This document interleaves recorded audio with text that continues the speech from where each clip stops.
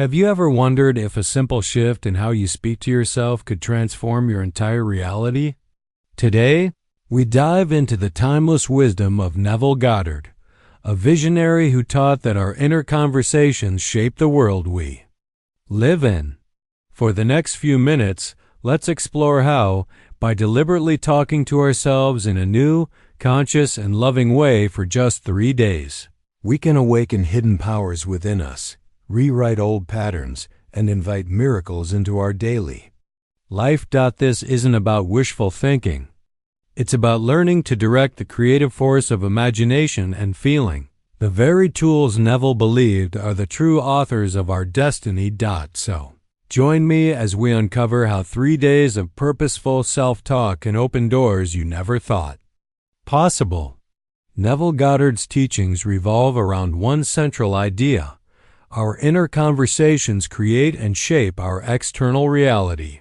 While many people think their lives are determined by circumstances, fate, or external action alone, Neville insisted that what truly molds our world is the silent, ongoing dialogue we hold within ourselves. At every moment, each of us is engaged in an almost constant mental conversation. We talk to ourselves about what we believe, what we fear, what we hope for, and what we expect. According to Neville, these habitual inner monologues do not remain confined to the mind. Instead, they act like seeds planted in the fertile soil of consciousness. Over time, they grow and appear as the events, people, and conditions we experience in the outer world. This idea can be both unsettling and deeply empowering. It means that if we constantly dwell on thoughts of lack, failure, and rejection, we unconsciously invite those very things into our lives. But it also means that by consciously choosing to guide our inner conversations toward faith, abundance, love, and confidence, we can completely transform our experiences. Neville taught that we become what we contemplate. The content of our inner talk determines what we see reflected back to us by life. To understand how powerful this is, think about the countless moments in a single day when the mind drifts into silent self-talk, worrying about tomorrow, replaying a disagreement, doubting our own worth, or fearing failure. Each of these thoughts, though seemingly harmless, acts as a creative command. Over time, these repeated conversations form a self-image and worldview that life and faithfully reflects. Neville urged us to watch these thoughts closely, not with fear, but with the intention to guide them. What he proposed is both simple and profound.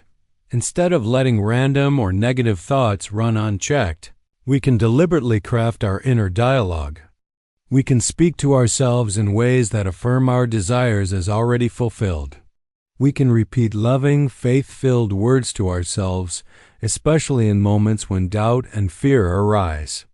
By doing so, we are not merely thinking positively. We are reshaping the very blueprint from which our outer reality emerges. Neville emphasized the importance of making these conversations feel real. It's not just about repeating words mechanically, but about bringing genuine feeling and belief into them. When we combine imagination with emotion, we impress new ideas onto the subconscious mind, which he described as the creative power that brings these ideas into being. This practice doesn't require any special place, ritual, or external tool. It can be done anytime, walking down the street, waiting in line, or lying in bed. The key is persistence and sincerity to keep returning to the new conversation, gently but firmly, whenever the old one tries to take over.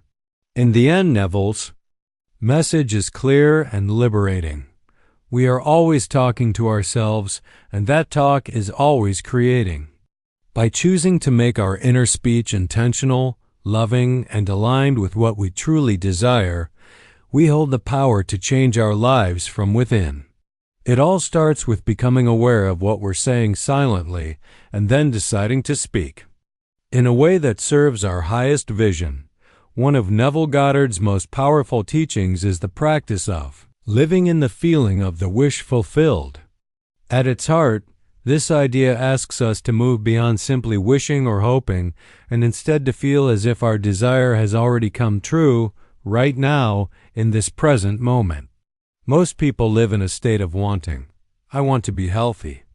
Want to be wealthy. I wish I had love in my life. But wanting itself, Neville argued, keeps the fulfillment forever at a distance. By constantly affirming, I want, we keep telling our subconscious mind that what we desire is not. Yet ours and the subconscious mind, which accepts whatever we impress upon it as true, faithfully continues to produce the same lack in our outer world. Neville taught that the creative key is to move into the state of the wish fulfilled, to imagine, feel, and inwardly accept as true that our desire is already accomplished. This doesn't mean ignoring present reality or pretending we don't see it. It means that inwardly, in imagination and feeling, we choose to dwell in the experience we want to see reflected outwardly. Imagine, for example, someone who longs for success in their career. Instead of focusing on current struggles or fears of failure, they would practice seeing themselves already successful. They might imagine receiving congratulations, hearing clients express gratitude, or seeing their name recognized. But most importantly, they would work to feel the emotions that come with this fulfilled desire: pride, joy, relief, confidence, gratitude. By living in that feeling, they impress this new state upon the subconscious, which then begins to arrange outer events to match it. Neville emphasized that feeling is the essential ingredient. Mere words or mental images without emotion have little creative power. But when a feeling of certainty, gratitude, and joy accompanies the imagined scene, it becomes alive and deeply imprints itself on the subconscious. Feeling is what bridges the inner world of imagination and the outer world of physical experience. One way Neville recommended doing this was through mental rehearsals, especially before sleep. As we drift off to sleep, the conscious mind relaxes and the subconscious becomes more open to suggestion. By gently imagining our wish fulfilled, seeing the scene, hearing the words, and feeling the satisfaction of it, we plant seeds in the most fertile soil of the mind. This practice can be challenging at first because old habits and doubts will surface, but Neville urged persistence. Each time doubt appears, we gently return to the state of fulfillment. Over time, this new feeling state becomes familiar, and the subconscious accepts it as reality. Once it does, life circumstances begin to shift, often in unexpected ways, to reflect the new inner state. Ultimately, living in the feeling of the wish fulfilled is an invitation to step into the creative power that has always been ours. Instead of waiting for external proof to feel happy, successful, or loved, we generate those feelings first, and through them, call forth the very experiences we desire. It is both a spiritual practice and a practical method to transform life from within, proving Neville's core message. Imagination and feeling create reality. At the heart of Neville Goddard's work lies a profound yet often overlooked truth. We do not attract what we want, we attract what we are. In other words, the deepest driver of what we experience is our self-concept, the story we silently tell ourselves about who we are and what we deserve. This self-concept isn't fixed. At birth, it is shaped by years of thoughts, beliefs, and especially by the inner dialogue we repeat daily. We often think of self-talk as harmless chatter, but according to Neville, it is the script that our subconscious uses to produce the movie of our life. Negative, doubtful, or fearful self-talk builds a self-concept rooted in limitation. Conversely, conscious, loving, and empowered self-talk begins to sculpt a self-concept aligned with our true potential. Transforming our self-concept starts with awareness. We must listen to how we speak to ourselves. Do we constantly criticize, doubt, or diminish our own worth? Do we reinforce stories like "I always fail," I'm unlucky in love, or I never have enough. Once we recognize these harmful patterns, we gain the power to change them. Neville taught that we should talk to ourselves as if we already are the person we wish to become. Instead of saying, I hope I can do this, we declare inwardly, I am capable. It is already done.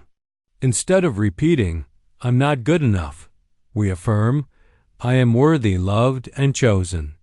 This isn't mere empty affirmation. It's a deliberate act of reprogramming the subconscious, which accepts what we consistently and emotionally declare as true. The words we speak to ourselves should be accompanied by feeling. Saying, I am successful without conviction carries little power. But if we truly feel the confidence, gratitude, and peace of being successful, our subconscious begins to accept this new identity, and life gradually mirrors it back to us. This is why Neville often said, change your conception of yourself, and you will automatically change the world in which you live. Importantly, transforming self-concept through conscious self-talk is not an overnight process. It requires repetition, sincerity, and patience. But each time we choose faith over doubt, love over fear, and confidence over shame, we build a new inner identity. Over time, this identity becomes our natural state, and our external life adjusts to match it. Through this practice, we learn that we are not prisoners of past beliefs, upbringing, or circumstances.